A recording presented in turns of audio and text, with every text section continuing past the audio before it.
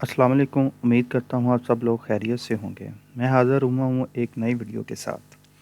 इस वीडियो में मैं आपको तफ़सील के साथ बताऊँगा कि चाइनीज़ गवर्नमेंट स्कॉलरशिप या दूसरे जो स्कॉलरशिप्स हैं चाइना के अंदर फुली फंडेड, उनके लिए आपको कौन-कौन से डॉक्यूमेंट्स चाहिए होते हैं। वो डॉक्यूमेंट जो हैं आपने कहाँ से या किस तरह से आपने वो डॉक्यूमेंट जो है वो प्रिपेयर करने हैं, ठीक हो गया? तो ये सारी वीडियो जो है इस चीज़ से रिलेटेड होगी। अगर आप ये वीडियो एंड तक देखेंगे, तो आपका ये जो डॉक्यूमेंट्स वाला ऑप्शन है ये बिल्कुल क्लियर हो जाएगा। आपने करना क्या है, आपने एक पेज लेना है और एक जो है कोई लिखने के लिए कोई बॉल बॉल पॉइंट्स ले लेनी है। आपने सारे स्टेप्स को जैसे-जैसे मैं बताता जाऊँगा आपने उनको नोट कर लेना है, और जब आप नोट कर लेंगे तो आपके पास तमाम डॉक्यूमेंट्स की डिटेल मौजूद होगी और आपको पता होगा कि ये डॉक्यूमेंट्स आपने कहाँ से और कैसे बनवाने हैं। चलें जी स्टार्ट करते हैं। ये फॉर्म है जो सीएससी की वेबसाइट के ऊपर जब आप अप्लाई करते हैं तो वहाँ से ये वाला फॉर्म आप डाउनलोड करते हैं, ठीक हो गया? और इस फॉर्म में वो सारे डॉक्यूमेंट मेंशन हैं जो आपको सीएससी या दूसरे स्कॉलरशिप अप्लाई करने के लिए ज़रूरी चाहिए होते हैं। अब इसमें जो हमारे पास सबसे पहला डॉक्यूमेंट है वो है आपका पासपोर्ट, साइज़ फ़ोटो होनी चाहिए। इसमें आपने करना क्या है, कोशिश करेंगे ये जो पासपोर्ट साइज़ फ़ोटो होती है, ठीक हो गया? इसको आपने या वीज़ा स्टाइल फ़ोटो भी इसको कहते हैं, जो 2 बाय 2 इंच की फ़ोटो होती है, वाइट बैकग्राउंड के साथ आपने जो है ये फ़ोटो अपनी बनवा लेनी है और उसको आपने अपने सिस्टम के अंदर सॉफ्ट फॉर्म में उसको सेव कर लेना है। तो ये आपका पहला पॉइंट जो है ना वो क्लियर हो गया। दूसरा चाहिए आपको सर्टिफ़िकेट्स। अब इनके ऊपर बात करते हैं, वो है हाईएस्ट एजुकेशन और आगे एक चीज़ लिखी हुई है नोटराइज़्ड कॉपी। तो इसका मैं आपको क्लियर कर देता हूँ। अगर आप मास्टर के लिए अप्लाई करना चाह रहे हैं, तो आपके पास बैचलर की डिग्री होना ज़रूरी है, ठीक हो गया? और अगर आप पीएचडी के लिए अप्लाई कर रहे हैं, तो आप अकेली मास्टर की जो आपकी डिग्री है वो उसकी बेस पे भी कर सकते हैं, लेकिन अगर आप इन दोनों को साथ अटैच करना चाहते हैं, तो वो भी आप कर सकते हैं। लेकिन अब वहाँ पे सिर्फ़ एक ऑप्शन होता है कि आप एक डॉक्यूमेंट जो है ना वो अपलोड कर सकते हैं। तो उसके लिए फिर आपने क्या करना होता है कि अगर आप पीएचडी के लिए अप्लाई कर रहे हैं और आप दोनों डिग्रीज़ जो हैं उनको सेंड करना चाहते हैं, अपनी मास्टर की और बैचलर की, तो आपने क्या करना है, इनको पीडीएफ में कन्वर्ट करना है और पीडीएफ में कन्वर्ट करने के बाद आपने इनको मर्ज कर देना है। तो आपने इसकी एक पीडीएफ बना लेनी है जिसमें ऊपर आपकी मास्टर की डिग्री हो जाएगी और सेकंड पेज के ऊपर जो है आपकी बैचलर की डिग्री हो जाएगी। ठीक हो गया? यहाँ तक क्लियर हो गया? मास्टर के लिए अप्लाई करना है तो सिर्फ बैचलर की डिग्री, पीएचडी के लिए अप्लाई करना है तो सिर्फ मास्टर की डिग्री, लेकिन आप दोनों अपलोड कर सकते हैं। अब आगे चीज़ आ जाती है नोटराइज्ड कॉपी की। ये क्या चीज़ होती है? सिंपल आपने क्या करना है, जो आपकी फाइनल डिग्री है, वो मास्टर की डिग्री है या बैचलर की डिग्री है, उसका आपने एक प्रिंट ले लेना है। जब वो प्रिंट लेंगे तो वो इसकी कॉपी हो जाएगी। वो कॉपी और अपनी ओरिजिनल ये आपने लेके चले जाना है जो आपके सिटी के अंदर जहाँ पे कचहरी बाज़ार होता है, जहाँ पे ये वकील वगैरह बैठते हैं, तो वहाँ पे चले जाना है। वहाँ पे बाहर वो फट्टे वगैरह लगा के बैठे होते हैं, आप वहाँ से किसी से पूछ लीजिएगा कि मैंने जो है नोटरी करवानी है कॉपी, तो वो आपको बता देंगे कि ये कहाँ पे वो बैठा होता है। अब वहाँ पे चले जाएँगे तो इसके डिफरेंट चार्जेस होते हैं, 100 200, वो जिस तरह से पाकिस्तान के अंदर एक सिस्टम है जहाँ पे उनको बंदा फँस जाए वो ले लेते हैं। तो आपने सिंपल वो देंगे तो वो क्या करेगा, आपकी ओरिजिनल डिग्री देखेगा और उसके बाद जो है वो एक नोटरी पब्लिक की स्टैंप होती है, वो सिंपल उसके ऊपर स्टैंप लगाएगा और अपने साइन कर देगा। ये कोई एडवोकेट होता है जिसके पास ये नोटरी की अथॉरिटी होती है। अब आपका ये वाला पॉइंट भी क्लियर हो गया। अब नेक्स्ट पॉइंट पे चलते हैं। तो अब क्या सीन है, आपके पास 2 सिनेरियो हो सकते हैं। अब एक सिनेरियो आपके पास ये है कि आपके पास डिग्री है, आपने वो करवा ली। दूसरा सिनेरियो ये है कि आपकी जो डिग्री है वो कंप्लीट तो हो गई है, लेकिन यूनिवर्सिटी की तरफ से आपको डिग्री अभी तक रिसीव नहीं हुई। तो उस सूरत में आप क्या कर सकते हैं, मतलब बहुत सारी यूनिवर्सिटीज़ होती हैं कि जैसे आपकी डिग्री कंप्लीट हुई है तो जो आपकी ओरिजिनल डिग्री है वो आपको 6 माह बाद मिलती है कुछ यूनिवर्सिटीज़ के अंदर। तो उस सूरत में आपने क्या करना है, उस सूरत में आपने ये करना है कि आपका जो मुतलका डिपार्टमेंट होगा वहाँ से आपने एक प्रोविज़नल सर्टिफ़िकेट बनवा लेना है। वो प्रोविज़नल सर्टिफ़िकेट सिंपल क्या होता है, एक आप ये कह लें कि एक प्रूफ़ होता है कि उसके ऊपर सिर्फ़ इतनी डिटेल लिखी होती है कि आपका नाम ये है और आपकी डिग्री जो है इस तारीख़ को वो कंप्लीट हो गई है, ठीक हो गया? और उसके ऊपर वो अपनी एक स्टैंप लगा देंगे, आपने उसकी कॉपी लेनी है और उसको नोटराइज़ करवा लेना है। अब एक सिनेरियो आपके पास ये भी हो सकता है कि जैसे कि आप रिसेंटली अभी स्टडी कर रहे हैं, मतलब आपका 7वां सेमेस्टर है और आप स्कॉलरशिप के लिए अप्लाई करना चाहते हैं, तो डेफ़िनेटली आपके पास ना तो वो प्रोविज़नल सर्टिफ़िकेट बना के देंगे आपको और ना ही आपके पास डिग्री है। तो उस सूरत में इस पहले ये जो डॉक्यूमेंट है इसके ऊपर आप क्या लगा सकते हैं? उसमें आप ये कर सकते हैं कि आप अपने डिपार्टमेंट से एक प्री ग्रेजुएशन सर्टिफ़िकेट होता है वो बनवा लें। उसमें सिंपली ये बताया होता है कि एक्सपेक्टेड डेट मेंशन कर देते हैं कि जी ये बंदा जो है इस एक्सपेक्टेड डेट को जो है यहाँ से ग्रेजुएट हो जाएगा। तो सिंपल आपने वो लेना है और उसकी फ़ोटोकॉपी करवानी है और उस फ़ोटोकॉपी के ऊपर आपने नोटरी पब्लिक की स्टैंप लगवा लेनी है। तो ये वाला पॉइंट आपका सारा क्लियर हो गया, इसमें सारे सिनेरियो मैंने आपको बता दिए हैं। अब इसके बारे में अगर कोई क्वेश्चन है तो आप कमेंट के अंदर पूछ सकते हैं। अब इसी तरीके से हम नेक्स्ट पे चलते हैं, तो वो है हमारी ट्रांसक्रिप्ट। ट्रांसक्रिप्ट क्या होती है? ट्रांसक्रिप्ट आपकी मार्क शीट होती है जिसके ऊपर आपके मार्क्स की डिटेल लिखी होती है, तो वो चाहिए होती है। उसी तरीके से ये भी आपकी हाईएस्ट एजुकेशन की चाहिए होती है कि सिंपल अगर आप मास्टर के लिए अप्लाई कर रहे हैं तो फिर आपको बैचलर की चाहिए होगी, और अगर आप डॉक्टर के लिए या पीएचडी के लिए अप्लाई कर रहे हैं तो फिर आपको सिर्फ मास्टर की चाहिए होती है। लेकिन अगर आप दोनों अटैच करना चाहते हैं तो आप कर सकते हैं, बैचलर की और मास्टर की, लेकिन शर्त ये है कि ऊपर आपने मास्टर की रखनी है और सेकंड पेज के ऊपर आपने बैचलर की रखनी है। उसी तरीके से इसका आपने क्या करना है, एक प्रिंट लेना है और वो चले जाना है आपने वहाँ से, वही नोटरी पब्लिक वाला जो है कचहरियाँ जो होती हैं जहाँ पे ये वकील वगैरह अदालतें वगैरह होती है वहाँ पे, वहाँ से आपने उस फ़ोटो कॉपी के ऊपर एक स्टैंप लगवा लेनी है।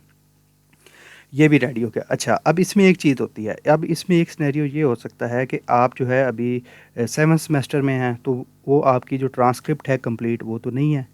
ठीक हो गया, तो उसके लिए आपने क्या करना है कि 7th सेमेस्टर तक या जहाँ जिस मतलब स्टेज पे आप हैं, आपने वो वाला जो है वो निकलवा लेनी है ट्रांसक्रिप्ट, अपने मार्क्स की जो शीट या डिटेल है, तो आपने उसी को सिंपल कॉपी करवा के और उसके ऊपर आपने नोटरी पब्लिक स्टैंप लगवा लेनी है। तो ये आपका ये वाला डॉक्यूमेंट भी यहाँ तक जो है वो क्लियर हो गया। अभी ये 3 डॉक्यूमेंट जो है हमारे क्लियर हो गए हैं। आप चाहे मास्टर के लिए अप्लाई कर रहे हैं, चाहे पीएचडी के लिए अप्लाई कर रहे हैं। अब आ जाते हैं जी हम स्टडी प्लान के ऊपर।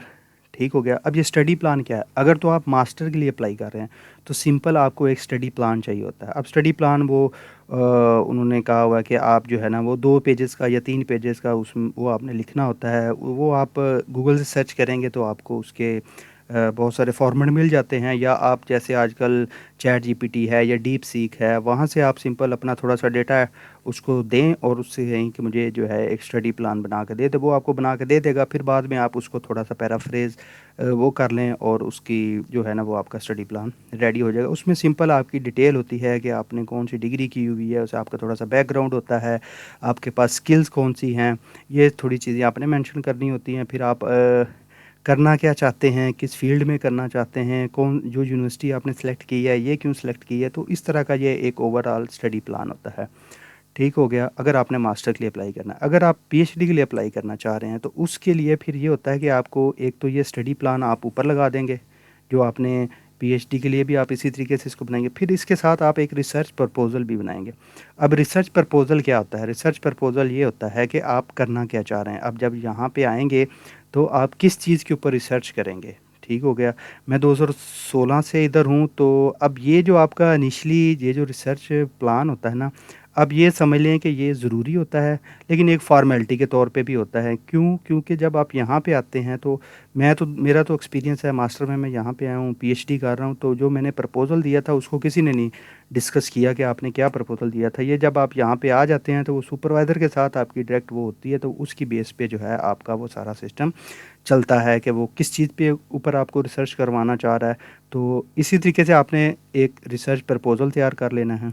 रिसर्च प्रपोज़ल बनने का क्या तरीका होगा? सिंपली आपने ये देखना है, अगर आपके पास किसी सुपरवाइज़र ने आपको एक्सेप्टेंस लेटर दिया है, अगर तो उसने आपको पहले ही टॉपिक स्पेसिफ़ाई कर दिया तो आपने उस टॉपिक के ऊपर बना लेना है, और अगर उसने कोई टॉपिक जो है वो स्पेसिफ़ाई नहीं किया तो फिर आपने क्या करना है कि आपने देखना है कि जिसका सुपरवाइज़र का आपके पास एक्सेप्टेंस है उसकी फ़ील्ड से रिलेटेड कोई जो लेटेस्ट पेपर हो 1, 2, 3 वो आपने डाउनलोड करने हैं।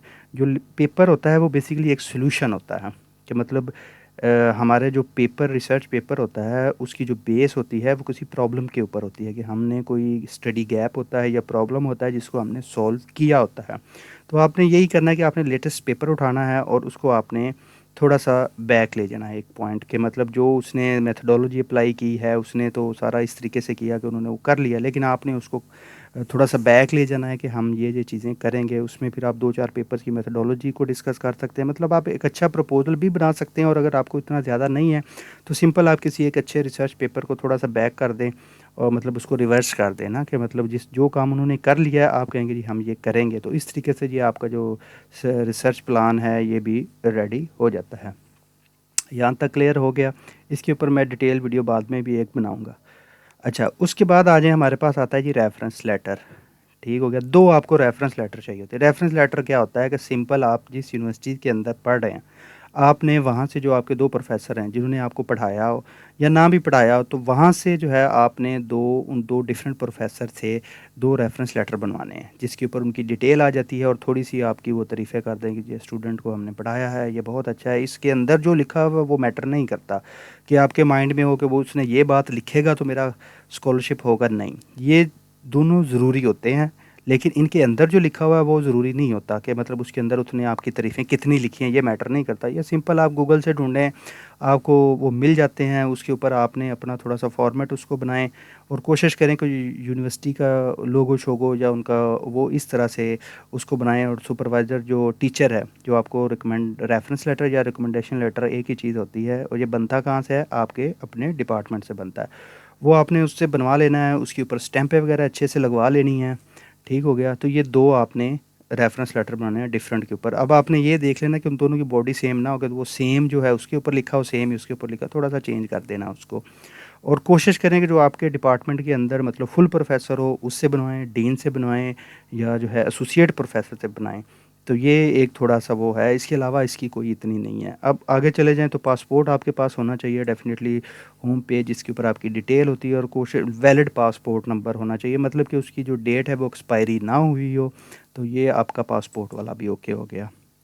अब हम चले जाते हैं जी फ़िज़िकल एग्ज़ामिनेशन के ऊपर। तो ये फ़िज़िकल एग्ज़ामिनेशन क्या है? आप गूगल पे सर्च करेंगे कि CSC scholarship physical examination PDF लिखेंगे तो वो आपके पास एक 2 पेज का फ़ॉर्म है, वो आ जाएगा। उस फ़ॉर्म को आपने वहाँ से डाउनलोड करना है। डाउनलोड करने के बाद आपका मुतलका जो आपका डिस्ट्रिक्ट के अंदर जो सरकारी हॉस्पिटल होता है, वहाँ पे चले जाएँ, उनको कहें जी मैंने ये मेडिकल करवाना है। तो उसके अंदर जो-जो चीज़ें, जो-जो रिपोर्ट्स चाहिए होती हैं, वो सारी उसके अंदर लिखी होती हैं। वो डॉक्टर आपसे वो लेगा, आपके वो चेकअप वगैरह करेंगे और वो आपको जो है उसका वो मेडिकल उसी के ऊपर आपकी सारी इन्फॉर्मेशन फ़िल करके आपको दे देंगे 2 पेज का। और ये माइंड में रखना है कि आपने उसी पेज के ऊपर फ़िल करवाना है। ये आपको गूगल से मिल जाता है, गूगल में सर्च करें वहाँ से मिल जाएगा, 2 पेज का पीडीएफ का वो होता है और उसी के ऊपर आपने सारी अपनी इन्फॉर्मेशन डालनी है। वो फ़िल करेंगे, स्टैंपें लगवा देंगे तो आपका ये फ़िज़िकल एग्ज़ामिनेशन जो है ये भी ओके हो गया। अब नेक्स्ट चले जाएँ जी, आपके पास है आर्टिकल पेपर। ठीक हो गया। अगर आपकी कुछ पब्लिकेशंस हैं या आपके कोई रिसर्च आर्टिकल हैं, कॉन्फ्रेंस पेपर हैं या कोई भी आपकी इस तरह की कोई पब्लिश चीज़ है, तो वो आपने अपलोड करनी होती है। वो होगी तो वो आपके चांसेस इंक्रीज़ कर सकती है। अब उसका भी यही है कि जब आप ऑनलाइन अप्लाई करेंगे यूनिवर्सिटी की वेबसाइट के ऊपर या सीएससी की जो ऑफ़िशियल वेबसाइट है, तो वहाँ पे एक ही ऑप्शन होता है कि आप एक फ़ाइल अटैच कर सकते हैं। तो आपने क्या करना है, उन सबको एक पीडीएफ के अंदर जो है कन्वर्ट करना है और उसके बाद उसने आपको अपलोड कर देना है। उसके बाद आगे चले जाएँ तो ये अगर आप म्यूज़िक फ़ाइन आर्ट्स वगैरह की सी फ़ील्ड के हैं तो वो उसमें फिर ये एक एक्स्ट्रा चीज़ होती है कि आपकी कलर पिक्चर होनी चाहिए और एक ऑडियो टेप होनी चाहिए म्यूज़िक के लिए, अगर आप वो कर रहे हैं। तो इस तरह के ये उनके लिए है जो उनकी फ़ील्ड से रिलेटेड होता है। अच्छा, उसके बाद आगे हम चले जाते हैं Chinese language proficiency certificate. China के अंदर जो यूनिवर्सिटीज़ होती हैं ना, वो आपको 2 वहाँ पे लैंग्वेज 2 मतलब 2 लैंग्वेजेज़ के अंदर यहाँ पे वो फ़ील्ड ऑफ़र करती है। मेरी पिछली वीडियो में देखेंगे तो मैंने जो इससे पहले बनाई थी उसमें ये मैंने बताया था कि किस तरह से आप पता कर सकते हैं कि ये कौन-सी यूनिवर्सिटी के अंदर आपका प्रोग्राम हो रहा है और वो इंग्लिश में आपको ऑफ़र कर रहे हैं या चाइनीज़ में कर रहे हैं। ठीक हो गया? तो अगर आप चाइनीज़ में अप्लाई करेंगे कि जहाँ पे चाइनीज़ में वो ऑफ़र कर रहे हैं, तो फिर उसके लिए आपको चाइनीज़ लैंग्वेज प्रोफ़िशिएंसी सर्टिफ़िकेट लाज़मी चाहिए होता है। वो एचएसके 4 लेवल का हो, वो डिफ़रेंट इनकी रिक्वायरमेंट होती है, अगर आप चाइनीज़ स्टार्ट प्रोग्राम में करते हैं तो। अगर आप करते हैं इंग्लिश स्टार्ट प्रोग्राम में, तो उसमें फिर आपको क्या चाहिए होता है, इंग्लिश लैंग्वेज प्रोफ़िशिएंसी सर्टिफ़िकेट चाहिए होता है। अब इसमें जो सीएससी के ऊपर जितनी भी यूनिवर्सिटीज़ हैं, बहुत सारी यूनिवर्सिटीज़ ऐसी हैं जो सिंपल जो इंग्लिश लैंग्वेज प्रोफिशिएंसी सर्टिफिकेट है उस वो इनफ होता है। लेकिन कुछ यूनिवर्सिटीज़ ऐसी भी हैं जो डुओलिंगो माँगती हैं, वो कहती हैं कि वो टेस्ट दें तो हम एक्सेप्ट करेंगे। कुछ आइल्स माँगती हैं, लेकिन सारी नहीं माँगती, बहुत रेयर यूनिवर्सिटीज़ ऐसी होती है। लेकिन अगर आपके पास कोई भी इंग्लिश का टेस्ट हो तो वो वेल एंड गुड है। अगर आपके पास आइल्स है, टोफल है या डुओलिंगो है तो वो आपने यहाँ पे इसकी जगह पे अटैच कर सकते हैं। लेकिन अगर वो आपके पास नहीं है, आपने कोई भी इंग्लिश का जो है वो इस तरह से सर्टिफिकेट नहीं गेन किया, तो सिंपल आपके डिपार्टमेंट में जहाँ से आप डिग्री कर रहे हैं, वहाँ से आपने एक सर्टिफिकेट बनवा लेना कि हमारा जो लैंग्वेज ऑफ इंस्ट्रक्शन है वो इंग्लिश के अंदर था और इसकी इंग्लिश जो है वो अच्छी है, ये अंडरस्टैंड कर सकता है। तो इस तरह का वो एक उसके ऊपर अपनी स्टैंप वगैरह लगवा देंगे, तो ये आपका लैंग्वेज प्रोफिशिएंसी सर्टिफिकेट भी क्लियर हो गया। अच्छा, अब आधे आगे आ जाते हैं जी हम प्री एडमिशन लेटर के ऊपर। अब इसका मैं थोड़ा-सा आपको सिनेरियो समझा देता हूँ, ये बेसिकली होता क्या है। अब जैसे ज़ेजियांग यूनिवर्सिटी है, मैं यहाँ से पीएचडी कर रहा हूँ, इनका क्या सीन है? इनका सीन ये होता है कि जब आप ज़ेजियांग यूनिवर्सिटी में अप्लाई करते हैं, ठीक हो गया? यूनिवर्सिटी आपका एक इंटरव्यू कंडक्ट करती है और जो उस इंटरव्यू में से पास होता है, सारे डिपार्टमेंट नहीं करते, बहुत सारे करते हैं, कुछ नहीं भी करते, वो डिपेंड करता है कि उनके पास एप्लीकेंट्स कितने हैं। वो आपका एक इंटरव्यू कंडक्ट करता है डिपार्टमेंट और उसके बाद जब आप वो इंटरव्यू पास कर लेते हैं तो वो आपको एक प्री एडमिशन लेटर दे देता है। मतलब वो कंडीशनल लेटर होता है कि आप यूनिवर्सिटी की रिक्वायरमेंट के ऊपर पूरा उतरते हो, ठीक हो गया। अब अगर आपको सीएससी स्कॉलरशिप दे देगा तो आप यूनिवर्सिटी में एक्सेप्टेबल हो, ठीक हो गया। तो वो आपने अपलोड करना होता है। ये सारी यूनिवर्सिटीज़ के लिए नहीं होता, कुछ यूनिवर्सिटीज़ के लिए होता है, लेकिन ये सीएससी के अंदर एक स्पेशल ऑप्शन ज़रूर होता है कि आप यहाँ पे वो प्री एडमिशन लेटर ऑफ़र करें। अब अगर आप ज़ेजियांग यूनिवर्सिटी की बात करें तो वो कहती है कि हमें जब आप यूनिवर्सिटी में अप्लाई करो तो वो कहते हैं कि पहले सीएससी का फॉर्म दो। तो अब आप क्या करेंगे? सीएससी की वेबसाइट पे जाके उसको फ़िल कर देंगे और ये वाला खाली छोड़ देंगे और इसको आप वहाँ से डाउनलोड कर लेंगे, यूनिवर्सिटी पे अप्लाई कर देंगे। जब यूनिवर्सिटी पे अप्लाई कर देंगे, यूनिवर्सिटी आपको क्या दे देगी? प्री एडमिशन लेटर दे देगी। तो दोबारा फिर आप अपना सीएससी पे आएँगे, सिंपल आप यहाँ पे अपनी एप्लीकेशन को एडिट करेंगे और इस जगह पे अपना वो प्री एडमिशन लेटर जो है वो अपलोड कर देंगे। आई थिंक ये वाला पॉइंट भी क्लियर हो गया। अब आगे चले जाएँ तो हमारे पास आ जाता है जी पुलिस करैक्टर सर्टिफ़िकेट आ जाता है। तो ये सिंपल आपने क्या ये उनको चाहिए होता है कि बंदा कोई इसके ऊपर कोई क्रिमिनल रिकॉर्ड तो नहीं है, ये किसी इल्लीगल एक्टिविटी के अंदर तो इन्वॉल्व नहीं है। तो सिंपल आपका जो भी आपका मुतलका सिटी होता था, अब जैसे पाकिस्तान के अंदर इन्होंने ये स्पेशल एक मतलब हर डिस्ट्रिक्ट के अंदर वो बना दिए हैं, जहाँ पे आप जाते हैं, आप उनको कहते हैं कि जी हमें एक पुलिस करैक्टर सर्टिफ़िकेट भी आप इसको कह सकते हैं, नॉन क्रिमिनल रिकॉर्ड भी कह सकते हैं। तो वो आपको 1-2 दिन के अंदर 500 फ़ीस लेंगे या हो सकता है फ्री में वो आपको बना के दे देते हैं। ये हर डिस्ट्रिक्ट के अंदर ये उनकी फैसिलिटी मौजूद है। पहले ये थाने से बनता होता था, अब जो है इन्होंने वहाँ पे डिफरेंट वो सेंटर ही एक मॉडल थाना जो होता है उसके अंदर या कहीं भी जगह पे इन्होंने वो बना दिया है जो सिंपल आपका ये वाला काम करता है। अब नेक्स्ट पेज जो लास्ट है वो है अदर डॉक्यूमेंट्स। ये एक पॉइंट होता है, इसमें फिर आपके सपोर्टिंग डॉक्यूमेंट्स आ जाते हैं। आपने आपके पास जो आप समझते हैं कि आपकी जो अचीवमेंट्स हैं, जिसमें आपने किसी कॉन्फ्रेंस के अंदर कोई वो किया है, कोई आपने प्रोजेक्ट विन किया हुआ है या कोई भी इस तरह का जो आपका सपोर्टिंग डॉक्यूमेंट्स है जो आप समझते हैं जो आपकी एप्लीकेशन को स्ट्रॉन्ग बना सकता है, आपका एक्सपीरियंस लेटर हो सकता है, तो वो सारे आपने मर्ज करने होते हैं। पीडीएफ की फॉर्म बना के उसको एक फ़ाइल में वो कन्वर्ट कर लेते हैं और उसके बाद जो है आप उसको अपलोड कर देते हैं। अब ये सारे डॉक्यूमेंट्स हैं जो आपने प्रिपेयर करने हैं, मैंने इनको आपको सारा ओवरव्यू बता दिया है। आपने सिंपल ये डॉक्यूमेंट तैयार करने हैं और उसके बाद जिस यूनिवर्सिटी में आपने अप्लाई करना है उसका प्रोसीजर फ़ॉलो करना है।